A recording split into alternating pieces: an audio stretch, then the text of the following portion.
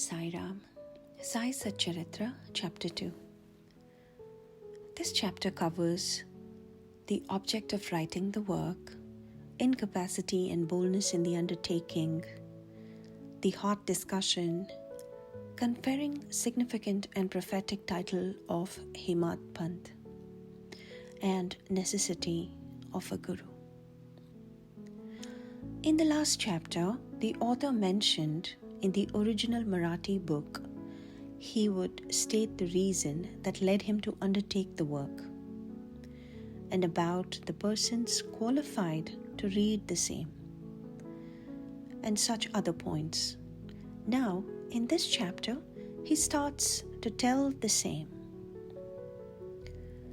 Object of writing the work. In the first chapter, I described Sai Baba's miracle of checking and destroying the cholera epidemic by grinding wheat and throwing the flour on the outskirts of the village. I heard other miracles of Sai Baba to my great delight, and this delight burst forth into this poetic work. I also thought that the description of these miracles of Sai Baba would be interesting and instructive to his devotees and would remove their sins, and so I began to write the sacred life and teachings of Sai Baba. The life of the saint is neither logical nor dialectical. It shows us the true and great path. Incapacity and boldness in undertaking the work. Hemadpant thought that he was not a fit person to undertake the work. He said, "When I do not know the life of my intimate friend, nor do I know my own mind, then how can I write the life of a saint or describe the nature of incarnations which even the Vedas were unable to do? One must be a saint himself before he could know other saints. Otherwise, how can I describe their glory? To write the life of a saint is the most difficult, though one may as well be able to measure the depth of the water of the seven seas or enclose the sky with the cloth trappings. I knew that this was the most venturous undertaking, which might expose me to ridicule. I therefore invoked Sai Baba's grace. The premier poet, saint of Maharashtra, Shri Dhyaneshwar Maharaj, has stated that the Lord loves those who write the lives of saints, and the saints also have their own peculiar method of assigning the service which the devotees long for. The saints inspire the work. The devotee becomes only an indirect cause or an instrument to achieve the end. For instance, in 1700 Shaka year, the poet Mahipati aspired to write the lives of saints. Saints inspired him and got the work done. So also in 1800 Shaka year, Das Kanu's service was accepted. The former wrote 4 works, Bhakta Vijay, Santa Vijay, Bhakta Leelamrit, and Santa Leelamrit, while the latter wrote 2, Bhakta Leelamrit and Santa Katamrit, in which the lives of modern saints were described. In chapters 31, 32, and 33 of Bhakta Leelamrit, and in chapter 57 of Sant Katamrit, the life and teachings of Sai Baba are well depicted. These have been separately published in Sai Leela magazine, numbers 11 and 12, volume 17. The readers are advised to read these chapters. So also, Sai Baba's wonderful Leelas are described by Mrs. Savitri Bai Raghunath Tendulkar of Bandra in a small book named Shri Sai Nath Bhajan Mala. Das Guru Maharaj also has composed various sweet poems on Sai Baba. A devotee named Amidas Bhavani Mehta has also published some stories of Sai Baba in Gujarati. Some numbers of Sainath Prabha. A magazine published by Dakshina Bhiksha Sanstha of Shirdi are also published. Then the question of objection comes in that while so many works regarding Sai Baba are extant, why should this Satcharitra be written, and where is its necessity? The answer is plain and simple. The life of Sai Baba is as wide and deep as the infinite ocean, and all can dive deep into the same and take out precious gems of knowledge and bhakti and distribute them to the aspiring people. The stories, parables, and teachings of Sai Baba are very wonderful. They will give peace and happiness to the people who are afflicted with sorrows and heavily loaded with miseries of this worldly existence, and also bestow knowledge and wisdom, both in worldly and in spiritual domains. If these teachings of Sai Baba, which are as interesting and instructive as the Vedic lore, are listened to and meditated upon, the devotees will get what they long for. That is, union with Brahma, mastery in eightfold yoga, bliss of meditation, etc. So I thought that I should call these stories together. That should be my best upasana. This collection would be most delightful to those simple souls whose eyes were not blessed with Sai Baba's darshan. So I set about collecting Sai Baba's teachings and expressions, the outcome of his boundless self-realization. It was Sai Baba who inspired me in this matter. In fact, I surrendered my ego to his feet and thought that my path was clear, and that he would make me quite happy here and in the next world. I could not myself ask Sai Baba to give me permission for this work, so I requested Mr. Madhavrao Deshpande, alias Shama, Baba's most intimate devotee, to speak to him for me. He pleaded for my cause and said to Sai Baba, "This Anna Sahib wishes to write your biography. Don't say that you're a poor fakir and there is no necessity to write it. But if you agree and help him, he will write, or rather, your grace will accomplish the work. Without your consent and blessing, nothing can be done successfully." When Sai Baba heard this request, he was moved and blessed me by giving me his Odi, and placing his boon-bestowing hand on my head said, "Let him make a collection of stories and experiences, keep notes and memos. I will help him. He's only an outward instrument. I should write my autobiography myself and satisfy the wishes of my devotees. He should get rid of his ego, surrender it at my feet. He who acts like this in his life, him I help the most. What of my life stories? I serve him in his house in all possible ways. When his ego is completely annihilated and there is no trace of it, I myself shall enter into him and shall write myself my own life. Hearing my stories and teachings will create faith in devotees' hearts, and they will easily get self-realization and bliss.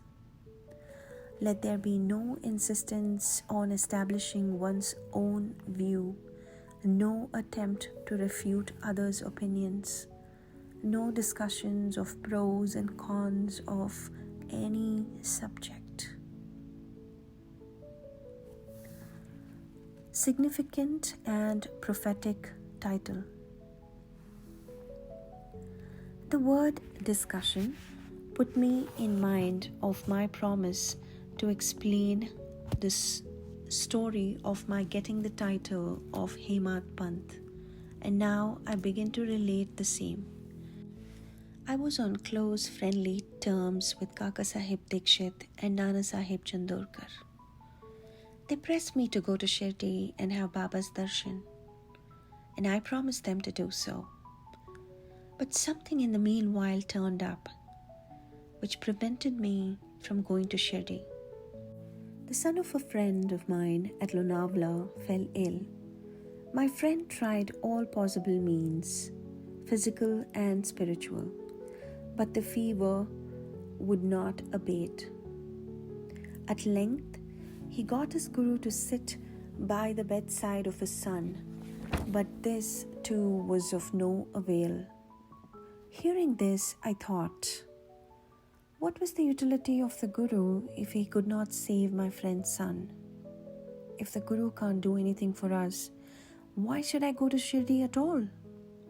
Thinking this way, I postponed my Shirdi trip. But the inevitable must happen. And it happened in my case as follows. Mr. Nana Sahib Chandorkar, who was a divisional officer, was going on a tour to Bassein. From Tana, he came to Dadar and was waiting for a train bound to Bassein. In the meanwhile, a Bandra local turned up. He sat in it and came to Bandra and sent for me and took me to task for putting off my Shirdi trip.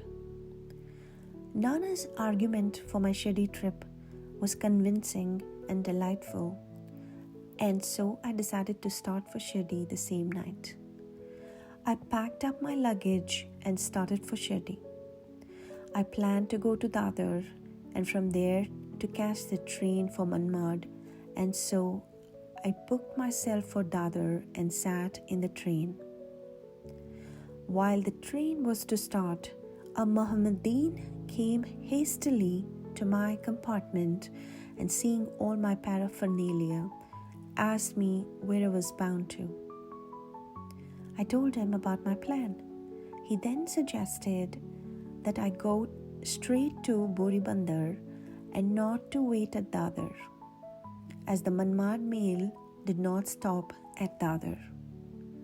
If this miracle or Leela had not happened, I would not have reached Shirdi next day as settled, and many doubts would have assailed me. But that was not to be. As fortune favored me, I reached Shirdi the next day before 9 or 10 a.m. Mr. Bhau Sahib Dikshit was waiting for me there. This was in 1910, when there was only one place, that is Sateswada, for lodging pilgrim devotees. After alighting from the Tonga, I was anxious to have darshan.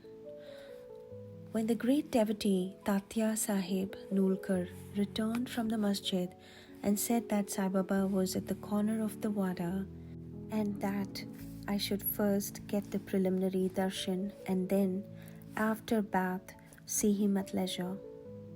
Hearing this, I ran and prostrated before Baba, and my joy knew no bounds. I found more than what Nana Chandorkar had told me. All my senses were satisfied and I forgot my thirst and hunger.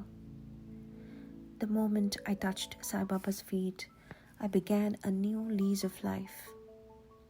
I felt myself much obliged to those who spurred and helped me to get the darshan, and I considered them as my real relatives, and I cannot repay their debt. I only remember them and prostrate mentally before them. The peculiarity of Sai Baba's darshan, as I found it, is that by his darshan our thoughts are changed. The force of previous action is abated and gradually non-attachment or dispassion towards worldly objects grow up. It is by the merits of actions in many past births that such darshan is got. And if only you see Sai Baba, all the world becomes or assumes the form of Sai Baba. Hot discussion.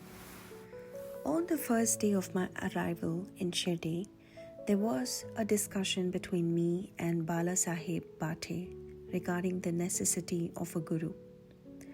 I contended, why should we lose our freedom and submit to others? When we have to do our duty, why a guru is necessary? One must try his best and save himself. What can the guru do to a man who does nothing but sleep indolently? Thus, I pleaded free will, while Mr. Bhate took up the other side, that is, destiny, and said, whatever is bound to happen must happen. Even great men have failed. Man proposes one way, but God disposes the other way. Brush aside your cleverness, pride, or egoism won't help you. This discussion, with all its pros and cons, went on for an hour or so, and as usual, no conclusion was arrived at. We had to stop the discussion ultimately, as we were exhausted. The net result of this was that I lost my peace of mind and found that unless there is a strong body consciousness and egoism, there would be no discussion. In other words, it is egoism which breeds discussion. Then, when we went to the masjid with others, Baba asked Kaka Sahib Dikshit the following: what was going on in Sateswara? What was the discussion about? And staring at me, Baba further added, what did this Hemadpant say? Hearing these words, I was much surprised. The masjid was at a considerable distance from Satewada, where I was staying and where the discussion was going on. How could Baba know our discussion unless he be omniscient and inner ruler of all of us? I began to think why Sai Baba should call me by the name Hemadpant. This word is a distorted form of Hemadripant. This Hemadripant was a well-known minister of the kings Mahadev and Ramdev of Devgiri of the Yadav dynasty. He was very learned, good-natured, and the author of works such as Chaturvarga Chintamani, dealing with spiritual subjects, and Raja Prashasti. He invented and started new methods of accounts and was the originator of the Modi Marathi shorthand script. But I was quite the opposite, an ignoramus and of mediocre intellect. So I could not understand why the name or title was conferred upon me. But thinking seriously upon it, I thought that the title was a dart to destroy my ego, so that I should always remain meek and humble. It was also a compliment paid to me for the cleverness in the discussion.